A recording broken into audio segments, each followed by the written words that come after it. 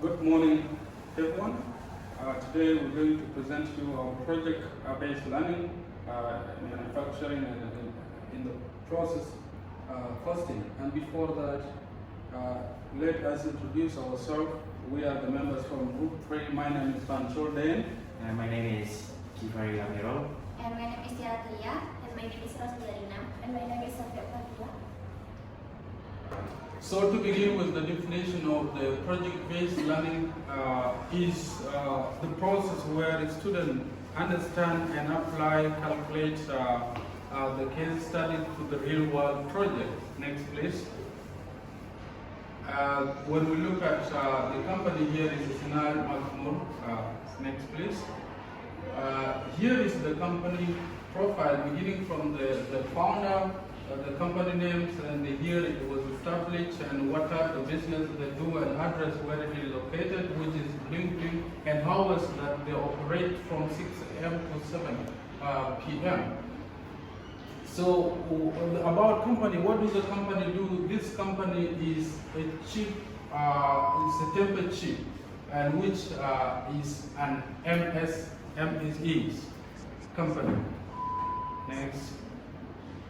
So to what is the vision of this one is to becoming a leading temper chip business, and also to produce temper with high standard and quality hygiene as well. When we look at the social media, this is the social media, which is Instagram. You can go and follow. And the organizational structure of the company, which start from the owner, and then you come to the frying and seasoning, and then slicing department, and also packaging department. And here is the product, the produce, which is one of the temper chips, and violin, rasa temper chip as well. Begin with the cost of each. Here is 12 per package, and also here is 6,000 per package.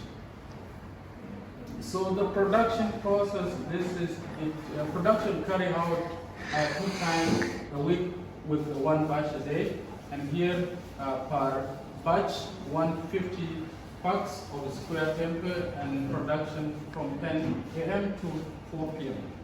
Okay, now we move into the spreadsheet. So in the inside of this spreadsheet, there are factory information.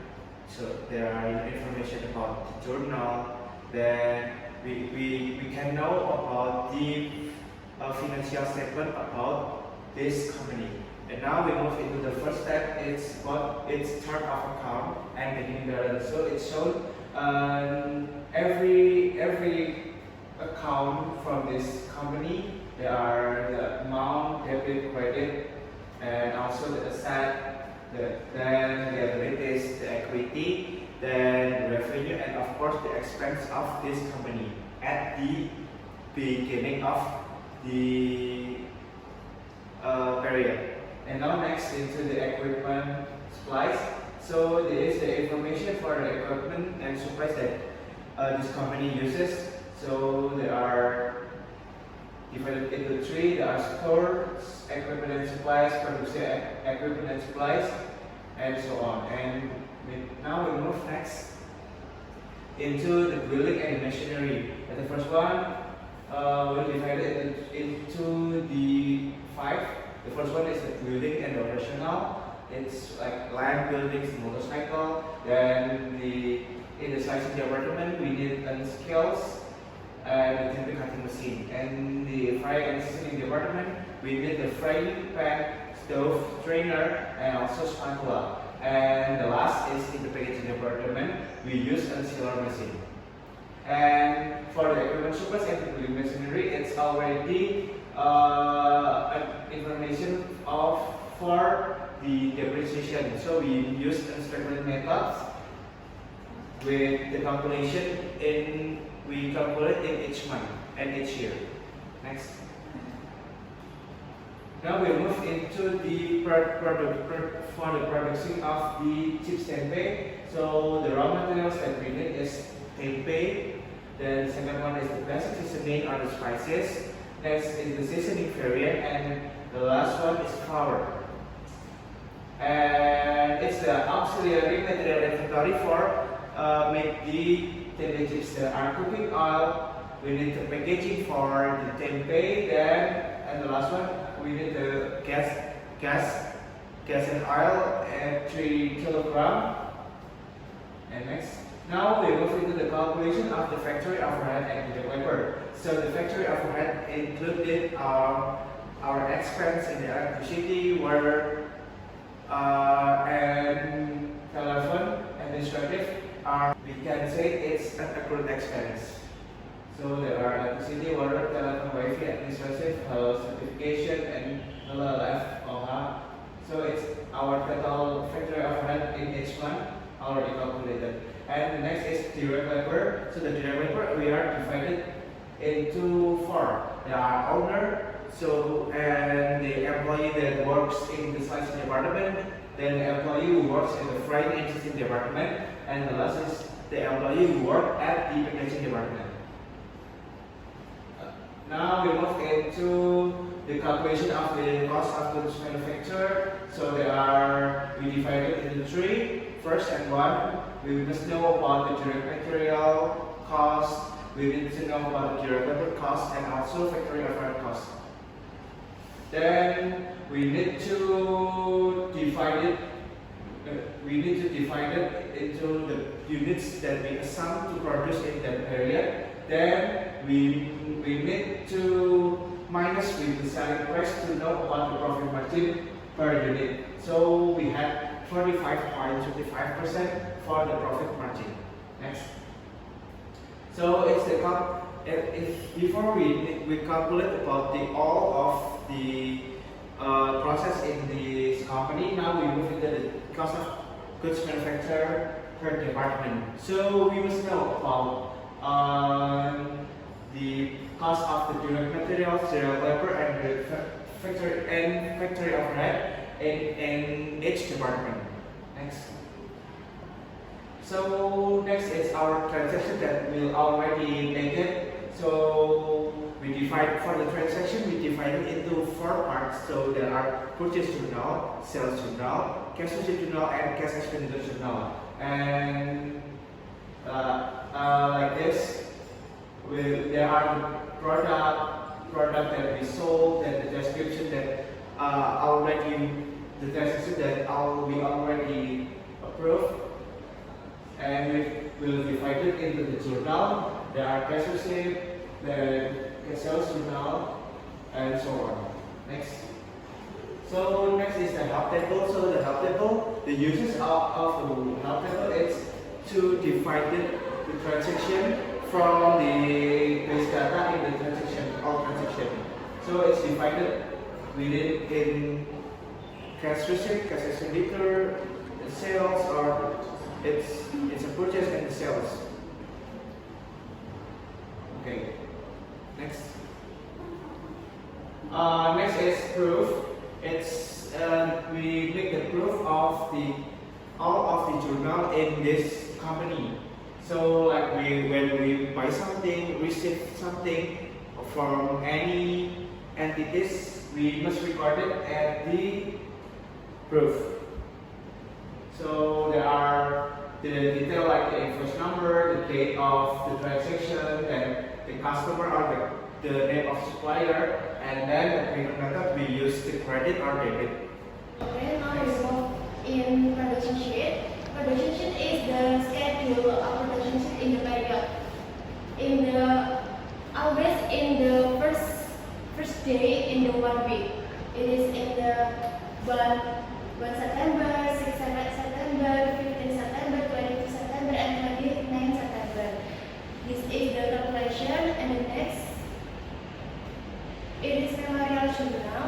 Memorial the record from the start we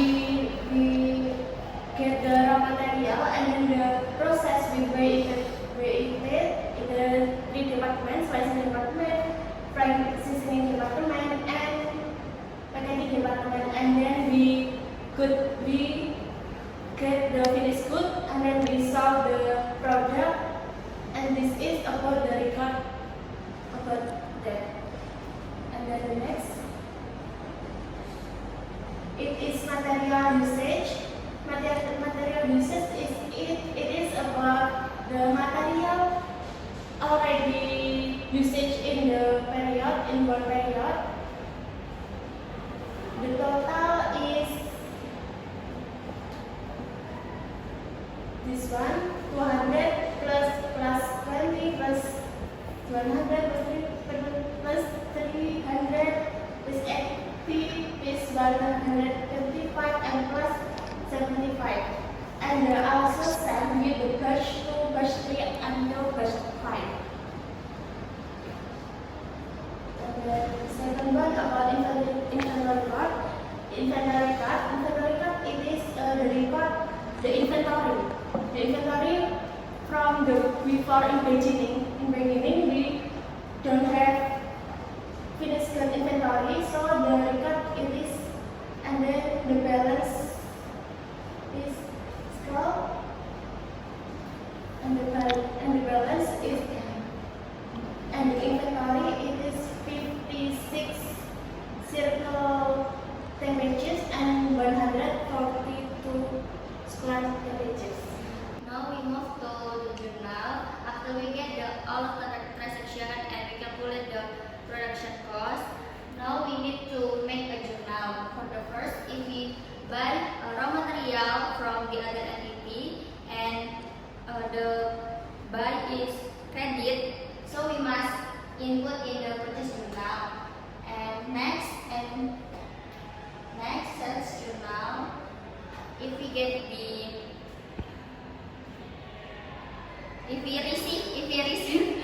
receive an order in credit, so we must journal it in sales journal. And next cash receipt journal. If we receive a cash from the customer, or we receive an order with cash payment, so we need to input this data in the cash receipt journal. Okay, now we move to cash expenditure journal. This journal we need to record all of transaction if we expense our cash to buy something from the other entity by cash. And next, this is the adjusting journal. We record all because our equipment need to depreciate it, so we need to record it in adjusting journal, or maybe in this period we use consumable, so we need to record it in adjusting journal. Then we move in subsidiary ledger. Subsidiary ledger is the table how to create general ledger. There is account receivable and account payable at this period. General ledger, it is automatically this one. If you click the account code, you click 1101. So it shows the account cash. The debit is for cash receipt, it is 2 million and so on. And the debit it is the operation with beginning and the debit as well. So the ending is 53 million. And this is the table for the general ledger. Next, it is the total also to declare general ledger. Okay, we move to working method.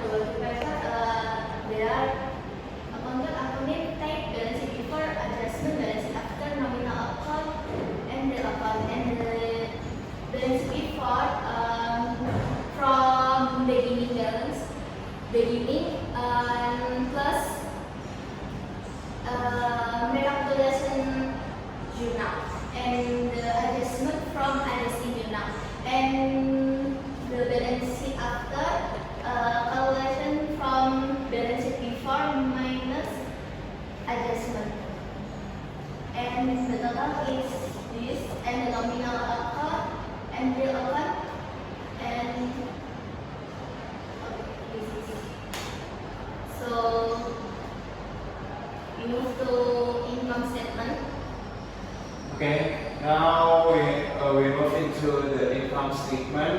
So for the income statement, the data that we need are about the sales revenue, then to record the income, then record all of the expense. So revenue minus expense, it will be the net income, and the net income and the amount is the 8 billion point 4. Next. Okay, we move to the statement of change equity.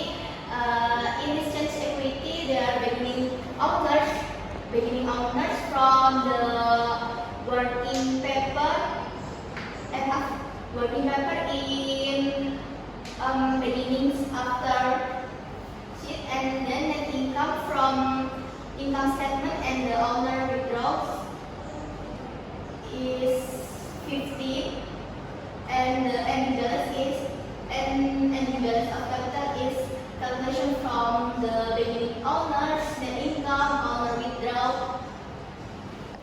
Okay, we move to the statement of financial position. In this statement of financial position, there are activa and passiva. In activa, like asset. In asset, there are current asset, fixed asset, and the data from working process balance sheet after,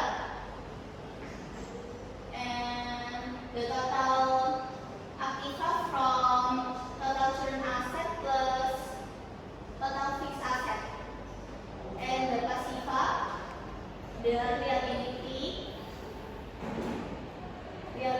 long-term reliability, and equity, and the total passiva from total current liability, total liability, and total equity, and the total passiva is this.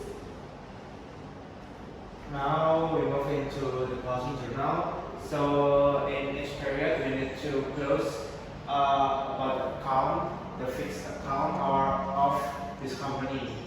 So we calculate like this income summary, the cost of goods sold summary, then the expense of in its depreciation, and also we need to record about the owner's preferred. And this is the last step of the financial statement of this company, is the closing journal. And next, we move into the related calculation. So they are divided into three. There are liquidity analysis, solvency analysis, and the last one is about the profitability analysis.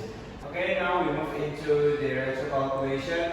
So there are 6 points that are included in the financial analysis. So there are current ratio, debt to equity ratio, debt to asset ratio, net profit margin, return of asset, and return of equity. So in the first one, the current ratio is, the value is 39.4%.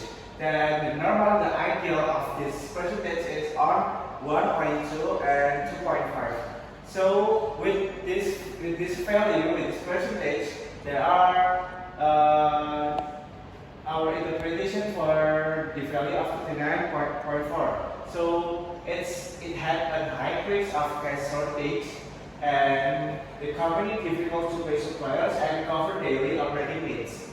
Then the second is debt to equity ratio is 0.011. The ideal number of the debt to equity ratio is 0.1 into 0.5.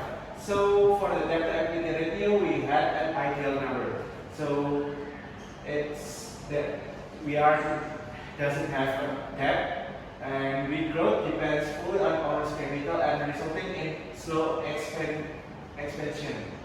Then the debt to asset ratio, we have an ideal number. So we have a very safe, and the most of the assets are financed by the owner and had a low, but we had a low leverage limit growth. Then next is the net profit margin.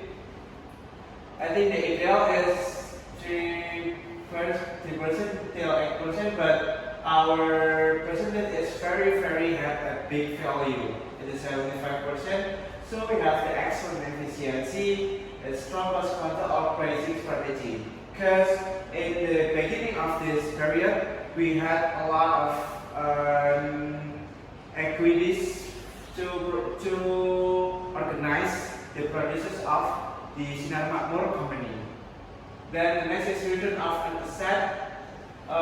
We had the value 1.6%, but the ideal is the 3% and 3% to 8%. We had a low efficiency, that the assets are not generating enough the profit. And the last one is the return of equity. We have the value 1.6%, and the ideal is 18% to 15%. So for the return of asset and return of equity, we have a value below the ideal that conclude that we had a low return, and our investment is not producing sufficient profit. Ladies and gentlemen, this brings us to the end of the presentation, and we thank you all. Thank you. Thank you.